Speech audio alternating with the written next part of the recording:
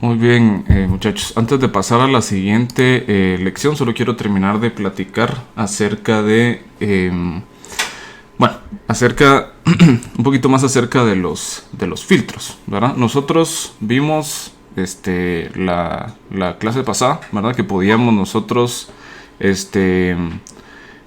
o de manera equivalente, decir que todos nuestros sistemas LTI iban a ser, filtros, ¿verdad? Entonces teníamos nosotros que pues la función de transferencia al final de cuentas iba a representar un filtro y vimos cómo utilizar, ¿verdad? Básicamente podíamos nosotros obtener a partir de la función de transferencia usando la sustitución z igual a e a la j omega, podíamos obtener la DTFT de la respuesta impulsional del sistema. Y con esto, ¿verdad? Nosotros podíamos, específicamente con la magnitud de esto, ¿no? Recordémonos que lo estamos representando mediante su magnitud y su fase. Entonces, mediante la magnitud nosotros podíamos determinar qué tipo de filtro correspondía a nuestro sistema, ¿no? Y nosotros hablamos en particular acerca de pues cómo clasificar a los filtros y definimos lo que se llamaban los filtros ideales, ¿verdad? Entonces, por ejemplo, vemos que tenemos nosotros pues un filtro de esta forma.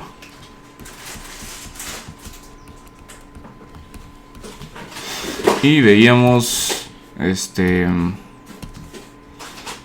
que empezaba con cierta amplitud, ¿verdad? Luego de cierto tiempo bajaba a 0 y continuaba en 0 hasta terminar en el rango de frecuencias que habíamos definido nosotros, que iba a ser desde 0 hasta pi radianes por muestra.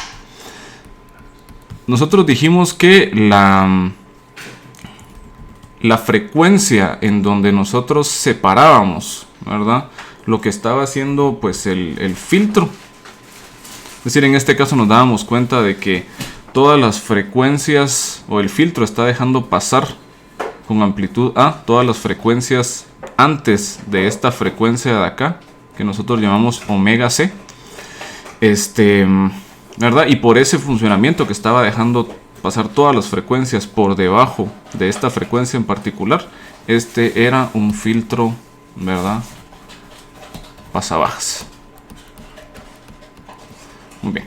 Recordamos que le habíamos llamado a esa frecuencia que nos separaba el comportamiento de filtro, ¿verdad?, la frecuencia de corte. Muy bien. Entonces quiero también definir otras dos partes importantes del filtro, ¿verdad? Vamos a ver que la parte en donde el filtro está dejando pasar el contenido espectral se va a llamar la banda de paso. Mientras que la banda restante, que es en donde el filtro ya no deja pasar el contenido espectral, se conoce como la banda de rechazo. Entonces también podemos decir nosotros que pues los filtros los estamos clasificando por su banda de paso, ¿verdad? Si es un filtro pasa baja, su banda de paso está en frecuencias pues bajas, y si es un filtro pasa altas, pues su banda de paso está en frecuencias altas, ¿verdad? Y nos recordábamos que esto le habíamos llamado nosotros a un filtro ideal, que iba a presentar, ¿verdad?, un comportamiento más o menos de esta forma, ¿verdad?, con una fase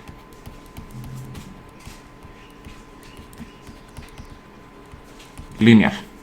Bueno, la pregunta es, bueno, ¿por qué nos interesa tener una fase lineal para nuestros filtros ideales? Bueno, y la razón del por qué es debido a aquella noción que nosotros hablamos de el delay de grupo, ¿verdad? ¿Se acuerdan ustedes? Si yo tengo que la fase es lineal, quiere decir que lo puedo representar mediante una función lineal. Veamos, pues por ejemplo, alfa por omega, donde alfa es algún número real.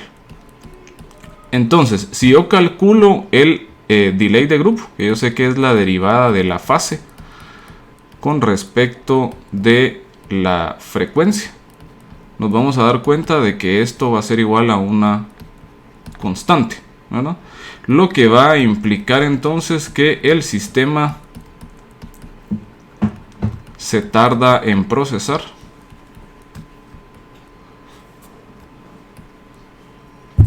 o el sistema procesa, digámoslo así, el sistema procesa todo el contenido espectral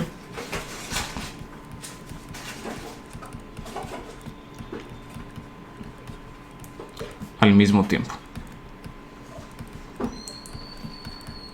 Entonces, una fase lineal implica un delay de grupo constante, lo cual sirve pues para evitar esas distorsiones de las que platicábamos nosotros la vez pasada. Muy bien, entonces ahí fue donde nosotros nos quedamos. Quiero que ahora pues brevemente platiquemos de qué ocurre cuando el filtro ya no es ideal, ¿verdad? ¿Qué ocurre cuando el filtro ya no es ideal?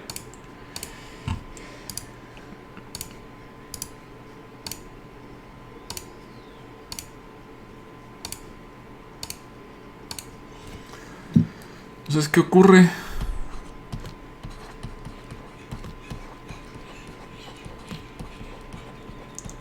cuando los filtros ya no son ideales? Muy bien. Entonces, para comenzar, nos vamos a dar cuenta que entonces, principiando, los filtros reales ya van a presentar una forma un poco distinta en la magnitud.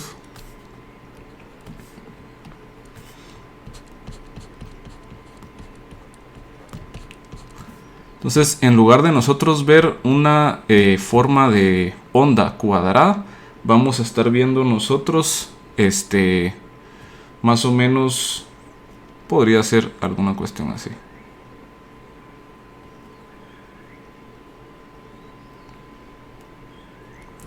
Muy bien. Entonces vamos a ver nosotros aquí pues varias cosas distintas, ¿verdad? Con este filtro ya un poco más realista, ¿no?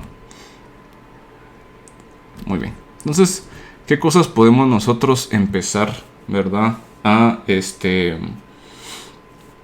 ver en este caso. Bueno, muy bien. Vamos a tener nosotros que, pues, por ejemplo, vamos a tener tal vez una amplitud promedio que va a estar por acá. Bueno, vamos a ver que existe la posibilidad de que pues, nuestros filtros presenten cierta oscilación. Entonces podríamos nosotros pues describir cuál es la amplitud de esas oscilaciones. Vamos a usar pues el parámetro delta 1 para representar, ¿verdad? Estas oscilaciones. Luego nos podemos dar cuenta que también tenemos nosotros oscilaciones al finalizar pues con el filtro. Y aquí podríamos decir nosotros que este parámetro que lo representa es delta 2. Otra cosa interesante que podemos darnos cuenta es de que ahora el concepto de frecuencia de corte ya es un concepto que no se ve tan claro, porque pues antes teníamos nosotros que la frecuencia de corte cortaba exactamente a la mitad a el comportamiento de nuestro filtro. Entonces presentaba lo que era una banda de paso y una banda de rechazo. En este caso démonos cuenta de que ya no existe esa transición brusca entre banda de paso y banda de rechazo, sino que ahora tenemos una transición, digámoslo así, gradual. O sea, estamos en la banda de paso y luego en la banda de rechazo, sino que estamos en la banda de paso y luego de esperar cierto, ¿verdad?, rango de frecuencias, llegamos a la banda de rechazo. Bueno, vamos a nosotros representar a nuestra pues, frecuencia de corte más o menos por acá. Y ya vamos a definir bien claramente a qué se va a referir la frecuencia de corte, pues en este caso. Entonces, frecuencia de corte. Y vamos a también nosotros definir a esta intersección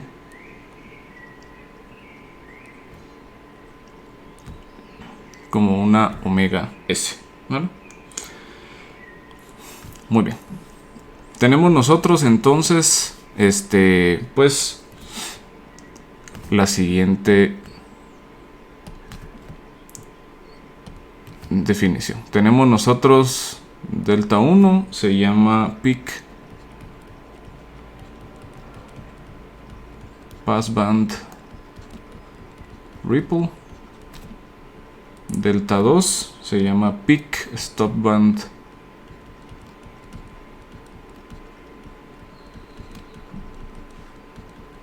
ripple. Tenemos nosotros que todo esto de acá va a ser nuestra banda de paso.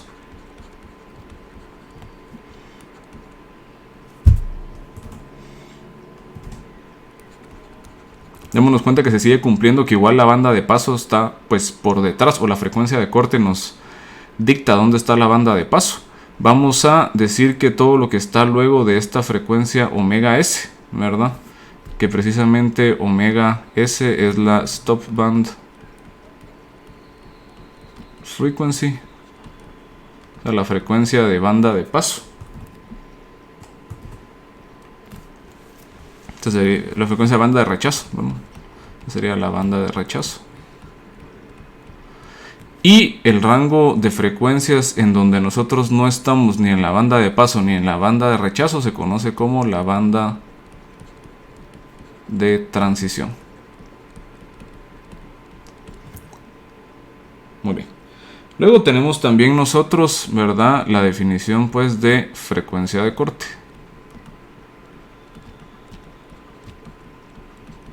Esta frecuencia de corte también se conoce como la frecuencia de 3 decibeles. De menos 3 decibeles, ¿verdad? Y la vamos a definir nosotros de la siguiente manera. Podemos decir nosotros que la frecuencia de corte, de forma general, está definida, ¿verdad?, como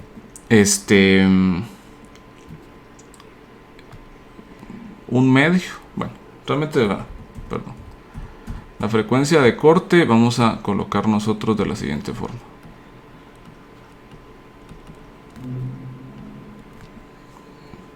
Perdón, sería arg max de omega. H de E a la J omega por 1 sobre raíz de 2. Perfecto. Bueno, lo que nos dice aquí es que, bueno, para encontrar la frecuencia de corte, nosotros vamos a encontrar cuál es el valor máximo de amplitud de nuestro filtro. Vamos a encontrar, ¿verdad?, cuál es el valor máximo de amplitud de nuestro filtro y lo vamos a multiplicar por 1 sobre raíz de 2. Y luego, la frecuencia en donde nosotros tengamos esa amplitud se conoce como la frecuencia de corte. Otra forma de verlo también es, ¿verdad?, la frecuencia de corte es igual a la frecuencia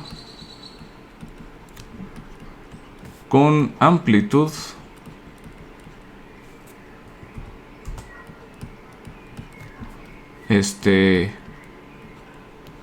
A en decibeles menos 3 decibeles, ¿no?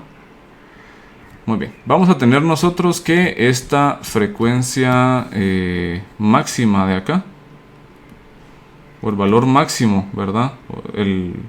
Básicamente al utilizar este arg max nos está diciendo que estamos encontrando el valor máximo de el valor máximo de la amplitud, ¿verdad? Y estamos sacando nosotros el argumento, ¿verdad? Ahora estamos sacando nosotros el argumento. Muy bien, entonces tendríamos nosotros precisamente que en este punto de acá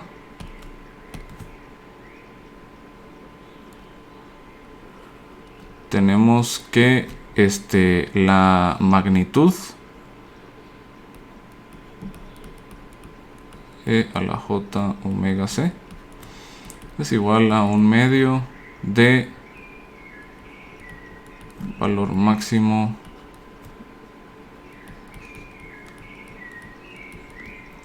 de magnitud. O bien podríamos decir nosotros que es igual a la amplitud en decibeles menos 3 decibeles. Muy bien. ¿Verdad?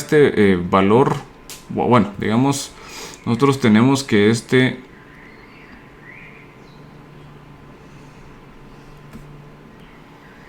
esta de acá va a estar dependiendo de qué tipo de filtro tengamos nosotros. Para un filtro pasabajas tenemos nosotros que la frecuencia en donde aparece el máximo es igual a 0. Para un filtro pasa altas tenemos que esta frecuencia aparece en infinito, perdón, en este caso aparece en pi, y que para el caso de un filtro pasabandas esta aparece en la frecuencia de resonancia del filtro pasabandas, que si nosotros nos recordamos, pues, o si le ponemos forma real a este filtro, pues pasabandas, vamos a ver nosotros que presenta una frecuencia de resonancia.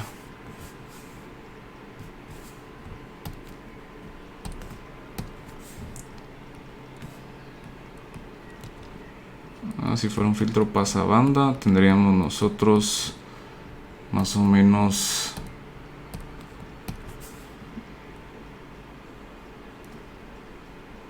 una forma algo así, de lo cual vemos precisamente que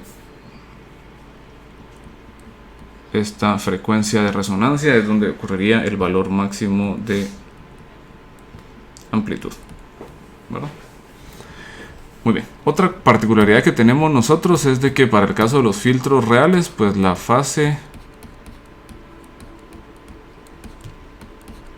ya no necesariamente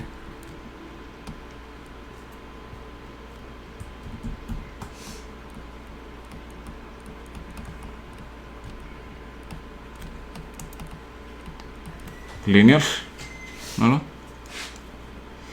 Ya no necesariamente lineal.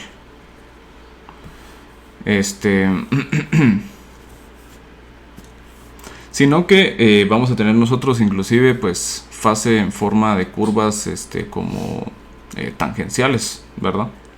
Sin embargo, tenemos un caso particular en donde todavía podemos nosotros obtener fase lineal, y esto va a ser importante pues discutirlo más adelante, ¿verdad? Porque resulta que para filtros F y R sí se puede obtener fase lineal. Es una gran ventaja, ¿verdad? Porque para ese tipo de filtros sí podemos nosotros obtener una fase lineal, ¿verdad? Muy bien. Algunas otras cosas importantes que mencionar, ¿verdad? Para para los filtros. Tenemos nosotros que los filtros van a ser, mientras más pequeña o más corta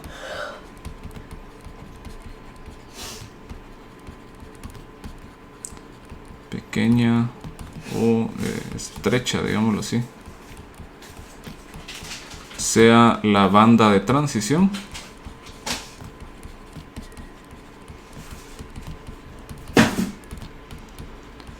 más cerca se encuentra el filtro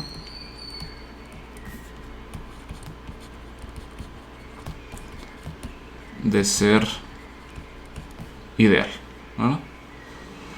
Más cerca se encuentra el filtro de ser ideal. Esto nos lo mide a nosotros un concepto llamado el orden del filtro, ¿verdad?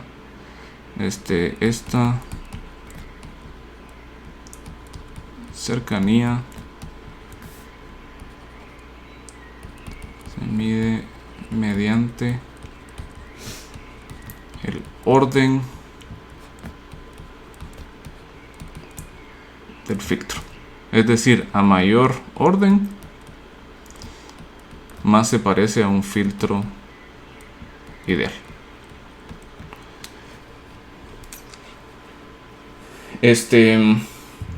Tenemos nosotros que el orden del filtro lo podemos pues calcular de manera experimental mediante el delta de decibeles por década. Es decir, cuántos decibeles cambia la amplitud por cada década de frecuencia. Para esto sí tenemos nosotros que utilizar estrictamente, ¿verdad?, el diagrama de Bode.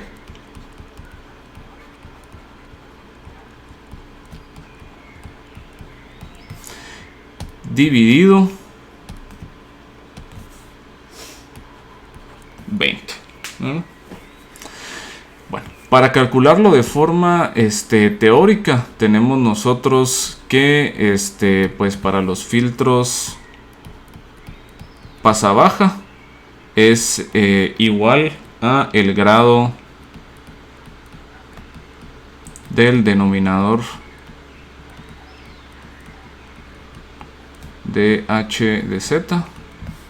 Esto es en esencia igual al número de polos de h de z. Y para los filtros pasa alta va a ser igual al grado del numerador de h de z, o bien en este caso igual al número de ceros de h de z, ¿verdad? Muy bien, entonces el orden nos dice a nosotros qué tan cerca estamos de que un filtro sea ideal. Adicionalmente tenemos nosotros que también podemos clasificar a los filtros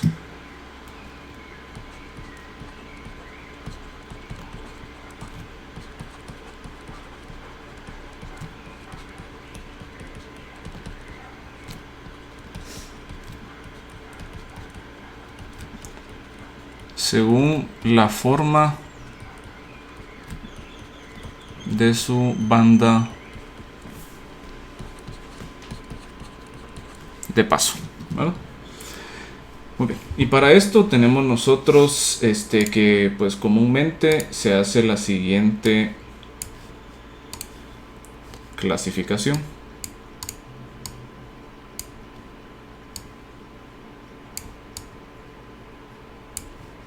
Entonces tenemos, por ejemplo, el tipo de filtros más comunes, que son los filtros Butterworth, ¿verdad? Estos son los que nosotros usábamos principalmente en forma analógica, ¿verdad? Más comunes en implementaciones analógicas.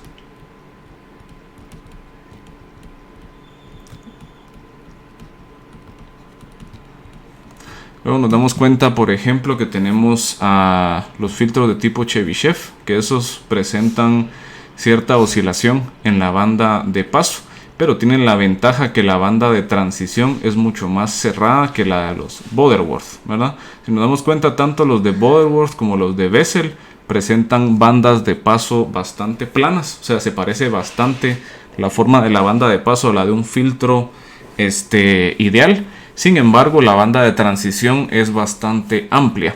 Esto quiere decir de que requerimos nosotros filtros de mayor orden, si estamos hablando de Bessel y Butterworth, para acercarnos al comportamiento de los filtros ideales con respecto de la banda de paso. Luego tenemos nosotros esos otros filtros, ¿verdad?, que presentan oscilaciones en la banda de paso, que sería el Chebyshev y el elíptico. Nos vamos a dar cuenta que los elípticos resultan ser bastante comunes en las implementaciones digitales, ¿verdad? Más que todo de los filtros FIR Estos van a ser bastante comunes.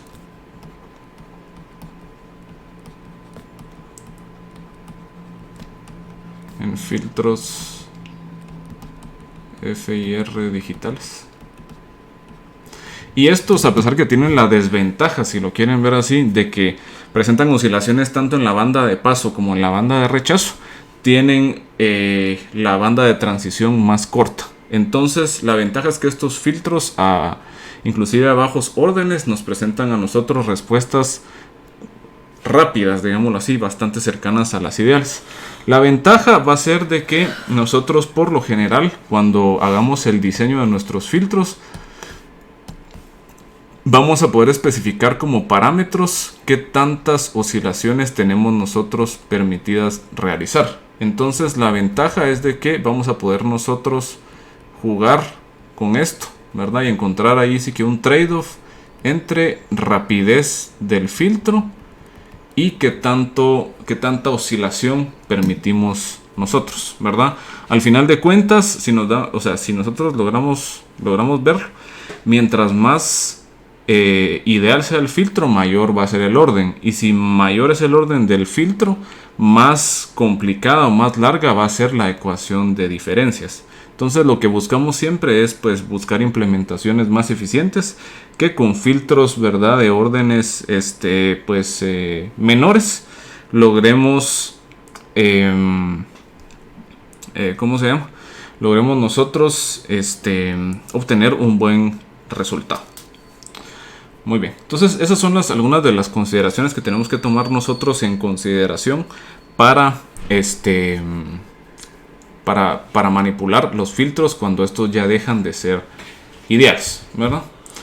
Adicionalmente tenemos nosotros que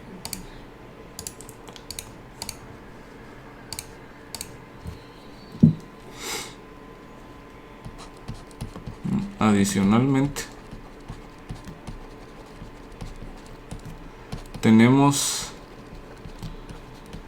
que es posible crear filtros combinando otros más sencillos, ¿no? Es posible crear filtros combinando otros más sencillos. Muy bien. Para esto vamos a ver nosotros dos tipos de interconexiones.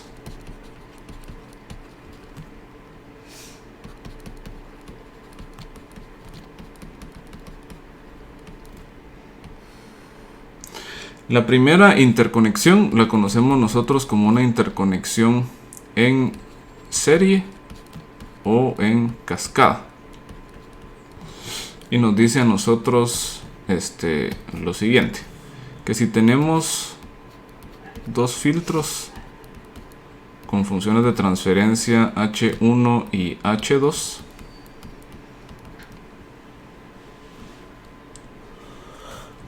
y los interconectamos en serie,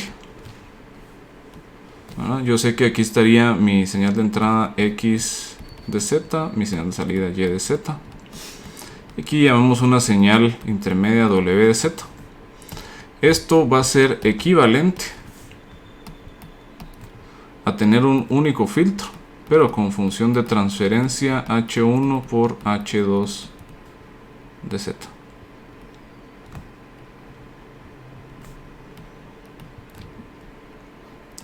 Entonces lo que tenemos aquí es que los filtros en cascada se multiplican. Y si tenemos nosotros interconexión en serie, también vamos a tener interconexión en paralelo. Para la interconexión en paralelo, ¿verdad? Nosotros tenemos igual dos filtros, uno con función de transferencia H1, otro con función de transferencia H2, y vamos a estar uniendo la salida de los dos mediante un sumador.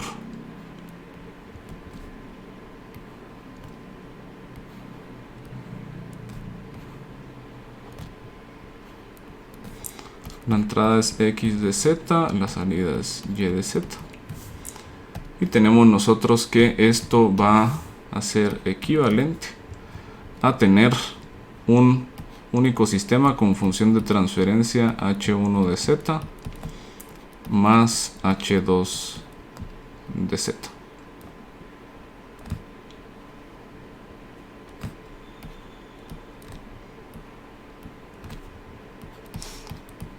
X de z, y de z. Muy bien. ¿De qué nos va a servir esto entonces? Pues nosotros podemos hacer nosotros lo siguiente. Entonces quiero que consideremos nosotros pues lo siguiente.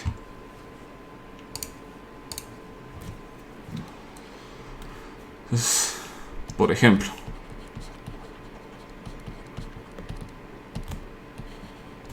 uno es incrementando el orden de un filtro. Muy bien. Supongamos por ejemplo que tenemos nosotros un filtro que tiene función de transferencia dado por 1 menos 0.5 z a la menos 1, perdón, que sería 0.5. Muy bien. Podemos revisar, ¿verdad?, que este filtro corresponde a un filtro pasabajas de primer orden. Entonces, yo sé que este es un filtro pasabajas. Podemos revisar inclusive que es Butterworth y es de primer orden. Bueno, ¿cómo podemos revisar eso? Y solo quiero que lo verifiquemos. Vamos a utilizar MATLAB, ¿verdad?, para verificar esto. Entonces, vamos a definir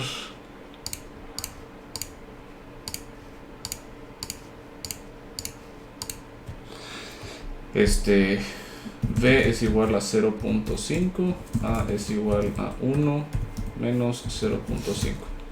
Utilizamos la FB Tool para visualizar nuestro filtro. Y nos vamos a dar cuenta pues que en efecto es un filtro pasabajas, ¿verdad? Es un filtro Butterworth, si ustedes se dan cuenta, porque la forma de la banda de paso es suave, ¿verdad? La forma de la banda de paso es suave. Si yo quisiera, por ejemplo, calcular cuál es la frecuencia de corte, ¿verdad?, y yo no quiero hacer la expresión matemática que involucra la optimización, yo lo que puedo hacer es agarrar la definición de la frecuencia de menos 3 decibeles. Pues, ¿qué voy a hacer? Yo sé que la magnitud o que la amplitud máxima que tiene mi filtro, por ser un filtro pasabajas, se da en omega igual a 0. En este caso me dice que mi magnitud máxima está siendo de 0 decibeles.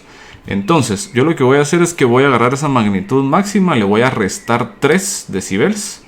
Bajamos aquí hasta donde estemos nosotros en menos 3 decibeles aproximadamente. Y vamos a ver cuál es la frecuencia en donde se producen esos menos 3 decibeles. En este caso me dice que es 0.23, es la frecuencia normalizada.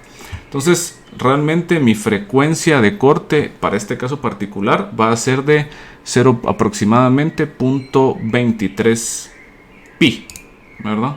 0.23 pi. Entonces, esto ya lo sacamos nosotros, ¿verdad?, de MATLAB, que nuestra frecuencia de corte es aproximadamente 0.23 pi radianes por muestra.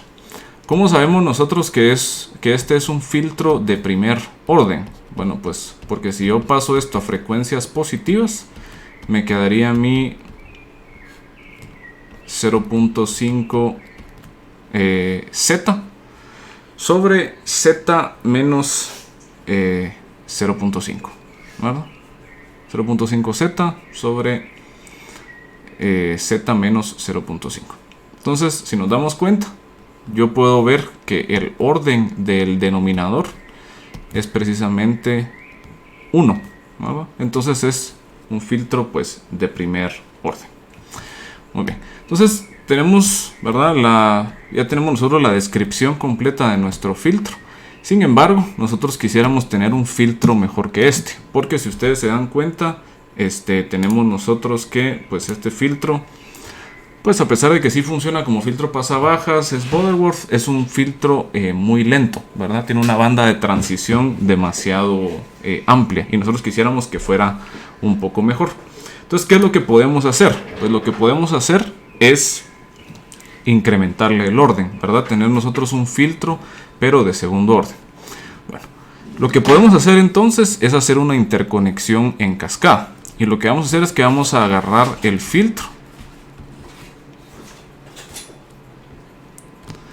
y lo vamos a interconectar en cascada con él mismo.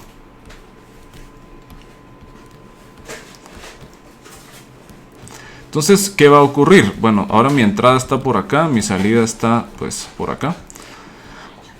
¿Cuál va a ser mi salida? Pues mi salida va a estar siendo h de z por h de z por x de z. Entonces aquí me queda a mí, pues básicamente, h cuadrado de z por x de z. ¿Cómo sacamos nosotros h cuadrado de z? Pues evaluamos o le sacamos el cuadrado, ¿verdad? Al numerador y al denominador. Entonces nos quedaría a nosotros 0.5 al cuadrado sobre 1 menos 0.5 z a la menos 1 al cuadrado. ¿A qué va a ser igual esto? Pues aquí tendríamos nosotros 1 menos 2 por 0.5, ¿verdad? Nos quedaría a nosotros 1 de z a la menos 1 más 0.25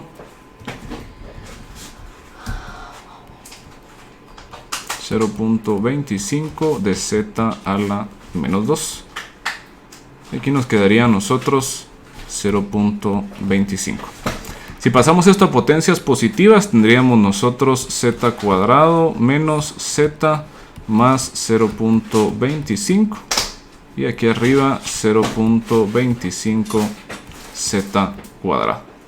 Entonces nos damos cuenta que ahora este nuevo filtro tiene orden 2, ¿verdad? Es un filtro de segundo orden.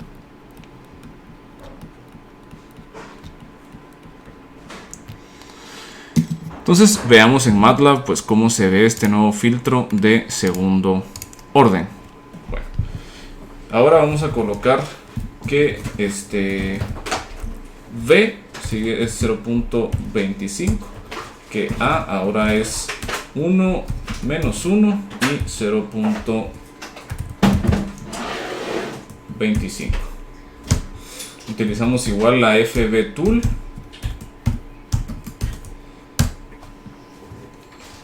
Y nos damos cuenta que pues efectivamente tenemos nosotros de nuevo un filtro pues pasabaja.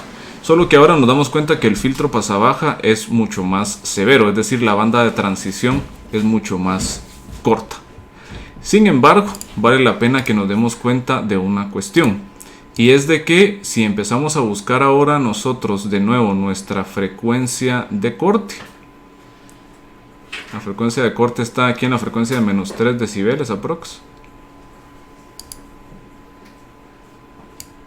Tenemos nosotros, vamos a ver, aquí nos queda a nosotros que ahora la frecuencia de corte está en 0.15 pi, ¿verdad? Entonces, frecuencia de corte ahora está aproximadamente en 0.15 pi radianes por muestra. Entonces tenemos nosotros que se incrementa el orden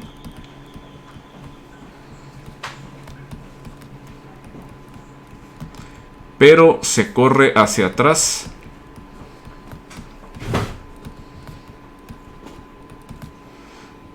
la frecuencia de corte. Y esto va a pasar siempre que nosotros aumentemos el orden de esta forma.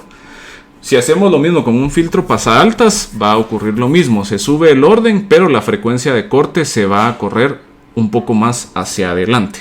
Entonces, Esto es una cuestión válida, ¿verdad? De hacer varias etapas del mismo filtro para incrementar el orden. Sin embargo, tenemos que darnos cuenta que hay que hacer un pequeño ajuste de la frecuencia de corte en caso que queramos mantener la misma frecuencia de corte, ¿verdad? Entonces hay que tener en consideración eso.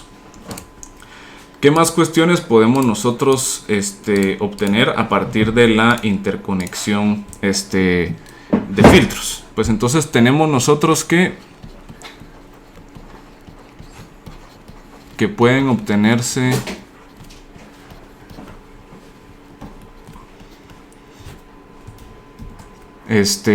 filtros pasabaja y filtros eliminabanda empleando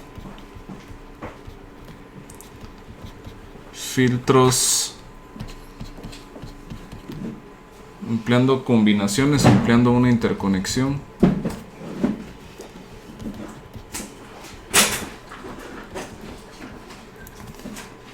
de filtros pasa baja y pasa alta.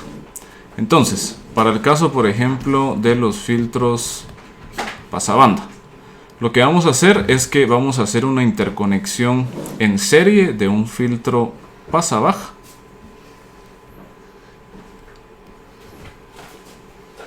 con un filtro pasa alta.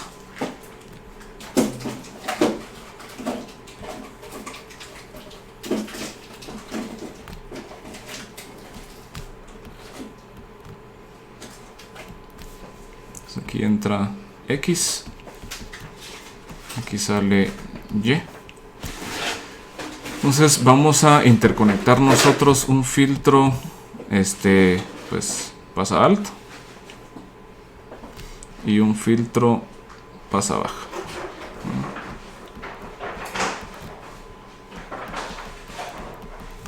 Con la condición, ¿verdad?, que la frecuencia de corte del pasa baja sea mayor que la frecuencia de corte del pasa alta, ¿verdad? Entonces esta es una forma de obtener un filtro pasabanda utilizando una interconexión de un filtro pasa baja y un filtro pasa alta. Luego tenemos que para los filtros eliminabanda tenemos nosotros dos formas de determinarlos y es mediante interconexiones en paralelo. La primera es interconectando en paralelo un filtro pasabajas con un filtro pasa altas.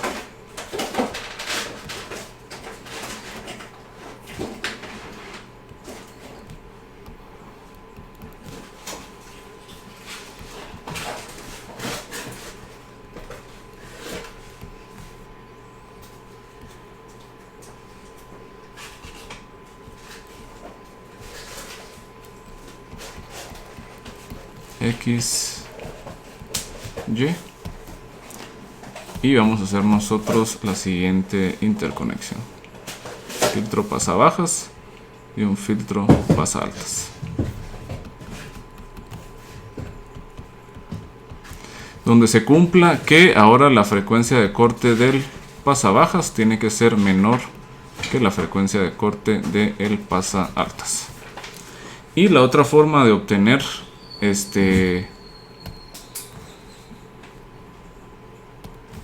un filtro eliminabanda es mediante un filtro pasabanda.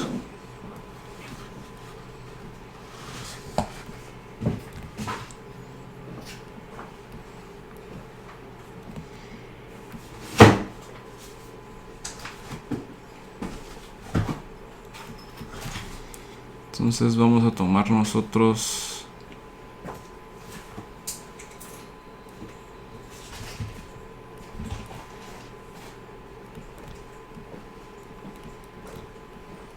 lo siguiente. Este va a ser una ganancia de valor menos 1.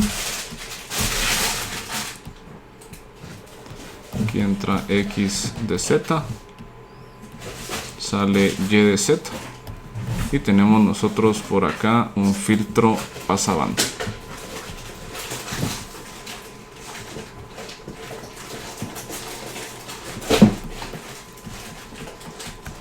¿verdad?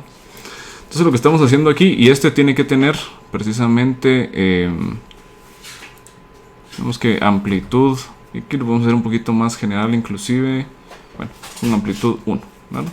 Entonces lo que estamos haciendo aquí en esencia es que el -1 le hace un flip a hace un reflejo con respecto al eje horizontal del filtro pasabanda, y luego le sumamos un 1, ¿verdad? Para levantarlo hacia arriba y que se comporte como un filtro pues eliminabanda. Estas dos o estas tres topologías, ¿verdad? De como que crear filtros complejos utilizando filtros sencillos, los van a estar ustedes utilizando en su siguiente tarea, ¿verdad? En donde van a experimentar un poco con esto y van a ver pues qué ocurre cuando hacen esta interconexión. Inclusive es interesante darnos cuenta, porque esto se cumple tanto para filtros digitales como para filtros analógicos. Inclusive ustedes pueden regresar a ver algunas topologías de filtros analógicos y darse cuenta que, por ejemplo, los filtros eliminabanda los hacen precisamente con un filtro pasabanda y con un sumador inversor, ¿verdad? Entonces esto se cumple, ¿verdad?, en cualquier tipo de filtro, sea digital o sea analógico, ¿no? Entonces ya con esto tenemos nosotros una idea un poco más, tenemos ahí sí que un poco más de conocimiento acerca de qué hacer con los filtros cuando estos ya no son ideales, y también cómo podemos nosotros determinar filtros complejos, digámoslo así, como interconexión de filtros más sencillos. En la siguiente lección lo que vamos a platicar entonces va a ser acerca de un pequeño repaso acerca de procesamiento de señales analógicas. Va a ser un breve repaso donde solamente vamos a ver un ejemplo, porque solo me interesa que hagamos una ahí sí que analogía entre las técnicas que hemos usado ahorita para sistemas digitales, ¿verdad? Que sería la transformada Z y las dos transformadas de Fourier, con las transformadas que se usan en el dominio continuo. Y ya con eso vamos a tener nosotros los fundamentos necesarios para poder plantear al fin el teorema de muestreo, que es el que nos permite a nosotros poder hacer procesamiento de señales de la forma que nosotros lo hacemos.